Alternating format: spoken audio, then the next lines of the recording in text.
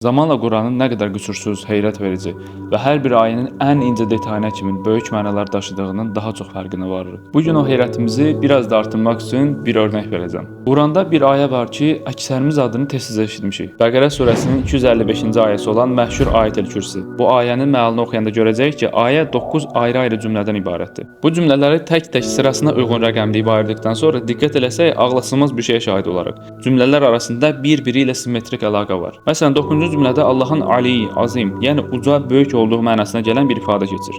Sual versək ki, niyə Allah ucadır, böyükdür? Birinci cümlə ona cavab verir. Çünki ondan başqa heç bir ilah yoxdur. O daima diri olandır, yəni haydır, bütün varlığı ayaqda tutandır, yəni qayyumdur. İndi 8-ci cümləyə eyni şəkildə baxaq. Göyləri və yeri qoruyub nəzarətdə saxlamaq ona çətin gəlməz. İndi yenə sual versək ki, niyə göyləri və yeri qoruyub nəzarətdə saxlamaq ona çətin gəlməz? İkinci cümlə buna cavab verir. Çünki onun nə mürgüləmə tutar, nə də yuxu. Eyni cür davam edirik. 7-ci cümlə onun kürsüsü bütün göyləri və yerə əhatə etmişdir. Sual: niyə onun kürsüsü bütün göyləri və yerə əhatə etmişdir? 3-cü cümlə buna cavab verir.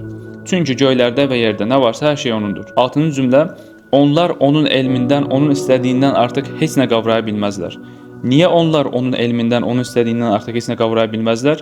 Çünki onun izni olmadan heç kim heç nə edə bilməz. Hətta biraz da dəqiq baxaq. Bir-biri ilə əlaqəsi olan cümlələrin mövzuları belə eynidir. Birinci cümlədə ancaq Allahın isimlərindən danışarkən Hay, Qayyum kimi.